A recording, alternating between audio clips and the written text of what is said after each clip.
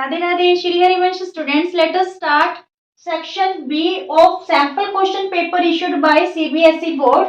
यहाँ पे जो सेक्शन बी है स्टूडेंट्स, इसमें आपके 21 से लेके 25 तक क्वेश्चन होंगे और ईच क्वेश्चन आपका 2 मार्क्स का रहेगा। ठीक है, वीडियो पसंद आए तो प्लीज सब्सक्राइब जरूर करना। यहाँ पे देखिए जो 21 नंबर क्वेश्चन है, क्या गिवन है कि जो एपी है 8, 10, 12 इसकी 60 टर्म्स है हमारे पास, तो हमें लास्ट 10 टर्म्स का सम पता करना है। लास्ट 10 टर्म्स का सम पता करना है। तो देखिए टोटल टर्म्स कितनी है, 60 है। तो लास्ट 10 टर्म्स कहाँ से होंगी, 51 टर्म से लेके 60 टर्म्स। ठीक है, ये लास्ट 10 टर्म्स हो जाएंगी। अगर हम यहाँ पे 51 टर्म फाइंड आउट कर लें और 60th टर्म को फाइंड आउट कर लें, तो हम लास्ट 10 टर्म्स का जो सम है वो इजीली कैसे फाइंड आउट कर सकते हैं, s n equal to n upon two A plus a n. क्योंकि जब हम ए 51 पता कर लेंगे यानी 51st टर्म पता कर लेंगे तो वो वैल्यू बन जाएगी ए, और ए 60 पता कर लेंगे तो वो बन जाएगी हमारे पास लास्ट टर्म। ठीक है, तो सबसे पहले हम इसी पे वर्क करते हैं। ए 51 और ए 60 हम क्या करेंगे, फाइंड आउट करेंगे, ताकि हम ये फॉर्मूला यूज करके लास्ट 10 टर्म्स की वैल्यू फाइंड आउट कर पाए। क्लियर। तो देखिए A51 हम कैसे निकाले, हमारे पास जो जनरल फॉर्मूला होता है वो क्या होता है, A n equal to A plus n minus 1 into d. ठीक है, तो A51 निकाल रहे हैं, यहाँ पे A की वैल्यू हमारे पास क्या है 8, n हमारे पास 51 है -1 और d की वैल्यू 10 माइनस 8 क्या है 2। ठीक है, तो यहाँ पे 8 ये रहा हमारे पास 50 को 2 से मल्टीप्लाई करेंगे क्या बन गया 100। क्लियर। तो हमारे पास A51 क्या आ गया स्टूडेंट्स 108 आ गया। Now we find A60। तो A60 की वैल्यू क्या होगी स्टूडेंट्स, यहाँ पे A तो सेम ही रहेगा। ठीक है, A 8 है प्लस n की वैल्यू इस टाइम 60 है, 60 माइनस 1 और d भी सेम है। ठीक है, n की ही वैल्यू चेंज हुई है। तो यहाँ पे हमारे पास बना 59 को स्टूडेंट्स जब आप 2 से मल्टीप्लाई करोगे, 2 9 जा 18, 1 कैरी हुआ, 2 5 जा 10 और 1 11। तो जब इसमें हम 8 ऐड करेंगे तो ये हमारे पास क्या बन गया 126। A60 की वैल्यू क्या आ गई 126। ठीक है, तो चलिए यहाँ पे हम फॉर्मूला में पुट कर देते हैं। हमें लास्ट 10 टर्म्स का जो सम है पता करना है, यानी S10 फाइंड आउट करना है। तो n की वैल्यू इस बार क्या है 10। ठीक है, 10 अपॉन 2। ए हमने यहाँ पे ध्यान रखना 8 यूज नहीं करना, क्योंकि हमने 51st टर्म से लेके 60 टर्म तक का सम पता करना है, तो उसके लिए ये हमारी फर्स्ट टर्म होगी। ठीक है, मींस A51 की वैल्यू हमने क्या निकाली 108, तो यहाँ पे 108 रख ले, और an की value means last term 60th term 126, तो यहाँ पे 126 रख दिया। ये कैंसिल हो गया, क्या आ गया 5 हो गया। ठीक है, इन दोनों को ऐड करेंगे 8 और 6 14, 2 और 1 3 और 1 और 1 2। 5 से मल्टीप्लाई कीजिए, 5 4 जा 20, 5 3 जा 15 और 2 17। ठीक है, 5 2 जा 10 और 1 11। तो लास्ट 10 टर्म्स का हमारे पास सम कितना आ गया 1170। Is it clear. बिल्कुल इजी सा क्वेश्चन है।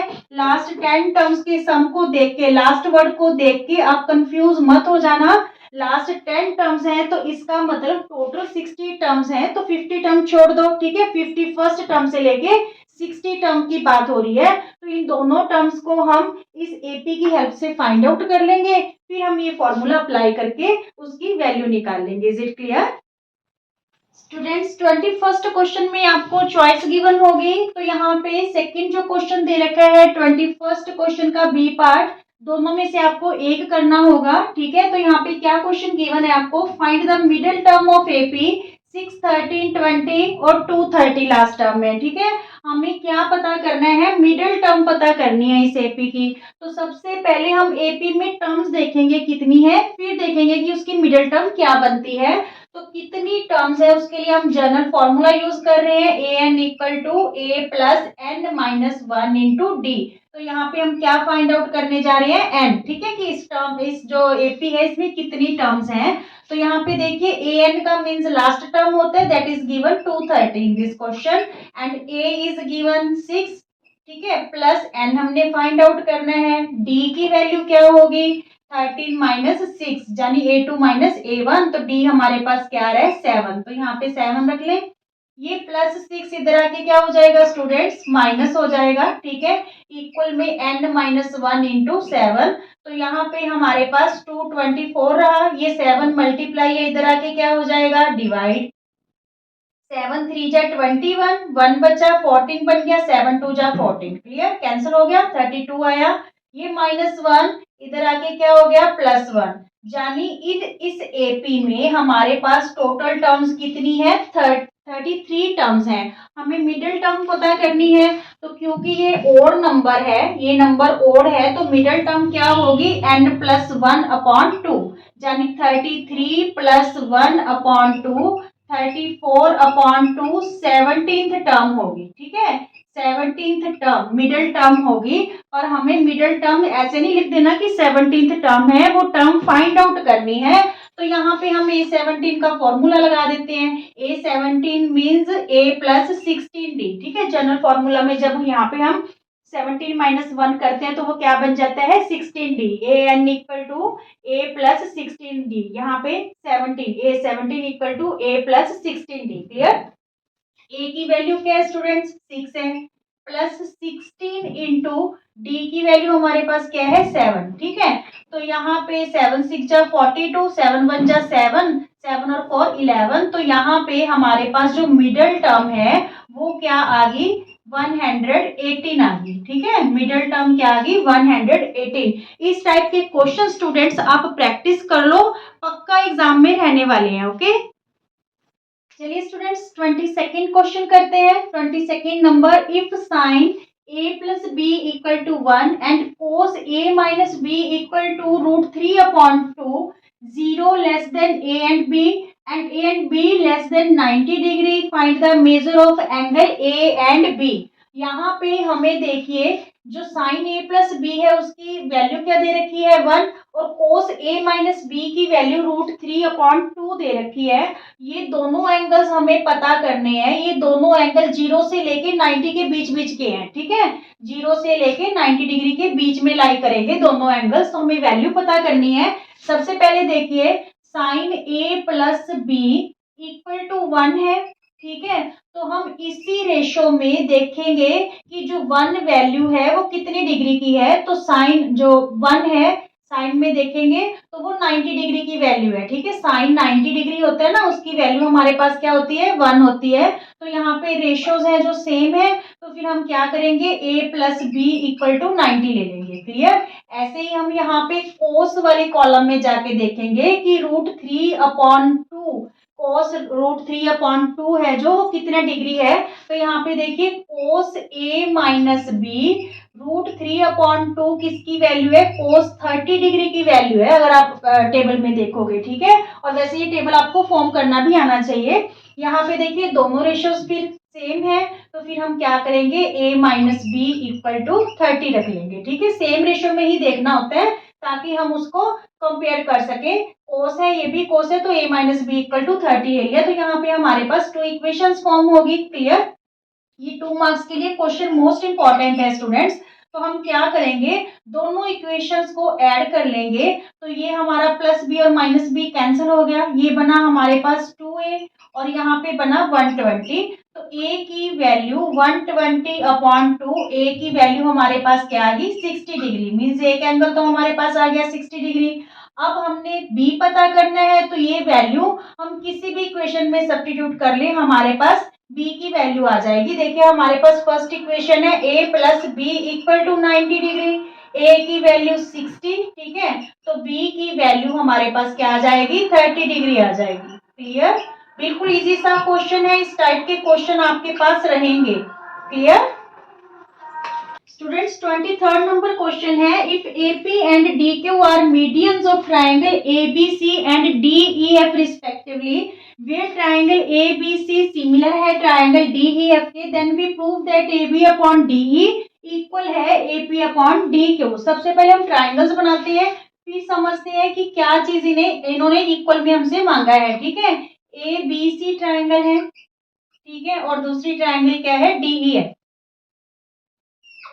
D E F. ठीक है, दोनों ट्राइंगल्स हमें क्या दे रखी है स्टूडेंट्स, सिमिलर दे रखी है। ठीक है, सिमिलर का मतलब यहाँ पे देखिए सारी जो साइड्स है इसकी कॉरस्पॉन्डिंग साइड्स वो हमारे पास क्या है, सेम रेशो में है और ऑल कॉरस्पॉन्डिंग एंगल्स क्या होंगे, इसके इक्वल होंगे। क्लियर, तो हमें ये भी बोल रखा है कि जो एपी है, AP is the median of triangle ABC. ठीक है, and D Q is the median of triangle DEF.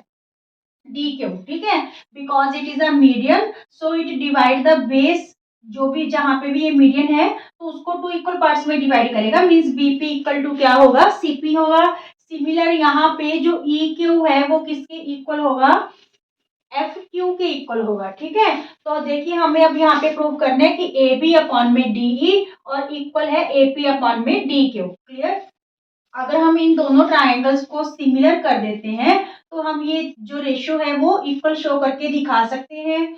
अगर हम इन दोनों ट्राइंगल्स को सिमिलर करें स्टूडेंट्स तो ये साइड हमें इक्वल गिवन है। ठीक है, इस साइड की रेशियो और ये वाला एंगल तो हमारे पास ऑलरेडी है, पर हमें एक साइड और चाहिए ताकि हम साइड एंगल साइड से इसे सिमिलर शो कर सके और ये चीज प्रूव कर सके। तो इसमें करना क्या है, सबसे पहले देखिए गिवन हमें क्या है, given triangle A B C similar given है ट्रायंगल डी ई एफ के। ठीक है, and A P and D के are medians of triangle A B C and D F. To prove हमें क्या करना है, ए बी अपॉन में D equal to A P upon में डी क्यू। ठीक है, ये चीज हमें प्रूव करनी है। तो प्रूफ में देखिए since triangle A B C similar है ट्रायंगल डी ई एफ के, so all corresponding sides are in same ratio, means a B upon में डी ए बी अपॉन में डी ई किसकी इक्वल होगी, बी सी upon ई f, b सी upon ई f और a C upon D f. ये तीनों जो sides हैं इनकी रेशियो क्या होगी, सेम होगी, A C upon D F. Clear, all angles भी इक्वल होंगे, मींस एंगल ए किसके इक्वल होगा, एंगल ए एंगल डी के, एंगल बी एंगल ई के और एंगल सी किसके इक्वल होगा, एंगल एफ के। ठीक है, पर जब हमें ये वाली साइड कॉरस्पॉन्डिंग साइड और मीडियंस इनकी रेशियो को इक्वल शो करना है तो हमें ये दो ट्राइंगल्स सिमिलर करनी होगी। तो हम यहाँ पे क्या करेंगे, देखिए जो हमें ए बी अपॉन में डी ई इक्वल में बी सी अपॉन में ई एफ ये वाली रेशियोज हैं। ठीक है, बी सी को हम क्या लिख सकते हैं, 2 टाइम्स बीपी लिख सकते हैं क्योंकि एपी इज द मीडियन है। ठीक है, since AP is median, so जो BP है या फिर जो BC है वो 2 टाइम्स है किसकी, BP की। ठीक है, क्योंकि ये इक्वल पार्ट्स में डिवाइड हो गया तो जानी जो BP है BC है BP से क्या होगी, डबल होगी। Similarly DQ is median of triangle DEF, so e q या फिर हम लिख सकते हैं e f equal to double है किससे, ई क्यू से। ये पूरी साइड डबल है किससे, ई क्यू से। तो यहाँ पे वो वैल्यूज क्या करें, हम पुट कर लें। ठीक है, यहाँ पे देखिए ए बी अपॉन में डी बीसी की जगह हम क्या लिख सकते हैं, 2 टाइम्स बीपी। ठीक है, और ई एफ की जगह हम क्या लिख सकते हैं, 2 टाइम्स ई क्यू। क्लियर, 2 से 2 cancel, means a B upon में डी ई किसके इक्वल आ गया, बीपी अपॉन में ई क्यू। क्लियर, अब हम इन दोनों ट्राइंगल्स को सिमिलर करने जा रहे हैं। देखिए इन triangle a B p and triangle d E q. ठीक है, तो इसमें हमारे पास एक तो ये हमने रेशियो जो है इक्वल की है, ए बी अपॉन में d e equal to BP upon में ई क्यू। क्लियर, और एक ये जो दोनों साइड्स का इंक्लूडेड एंगल है, एंगल बी एंगल ई, ये ऑलरेडी इक्वल है क्योंकि दोनों ट्राइंगल्स क्या थी, सिमिलर थी। ठीक है, तो एंगल बी और एंगल ई ये हमें गिवन है, ये इक्वल ही है। ठीक है, ये हमने प्रूव्ड अबव, ये चीज हम प्रूव की है अभी अभी। तो ये दोनों ट्रायंगल्स सिमिलर होगी कौन से रूल से? साइड एंगल साइड रूल से, साइड एंगल साइड रूल से, ठीक है। So triangle A B P similar होगी ट्रायंगल डी ई क्यू के, ठीक है, सिमिलर होगी। तो फिर इसकी जो कॉरस्पॉन्डिंग साइड्स होंगी वो क्या होंगी? सेम रेशियो में। सो ए बी अपॉन में डी ई किसके इक्वल हो गया? ए पी अपॉन में D Q, hence proof. Clear? बिल्कुल इजी सी है। जो भी क्वेश्चन है ये कि ट्राइंगल ए बी सी और डी ई एफ दोनों सिमिलर गिवन है, हमें a B upon d e upon equal a P upon में डी क्यू प्रूव करना है। तो हम इन दोनों ट्राइंगल्स को प्रूव करने के लिए सबसे पहले यहाँ पे बी पी अपॉन जो है ई क्यू वाली प्रोसेस करेंगे कि इसे हम कैसे, इस साइड को बी सी अपॉन ई एफ को कैसे कन्वर्ट करें B P upon E Q में, because A P and D Q are the mediums of the given triangles. So B C 2 times होगा बी पी से और ई एफ 2 टाइम्स होगा E Q से, तो ये 2 से 2 कैंसिल हो जाएगा। फिर ये हम ये वाली रेशियो और ये इंक्लूडेड एंगल यूज करके सिमिलर करके दोनों ट्रायंगल्स को ये प्रूव कर देंगे। क्लियर? स्टूडेंट्स, अगर आपको वीडियो पसंद आते हैं तो प्लीज ज्यादा से ज्यादा शेयर कीजिए, लाइक कीजिए और चैनल को सब्सक्राइब करना मत भूलें। राधे राधे।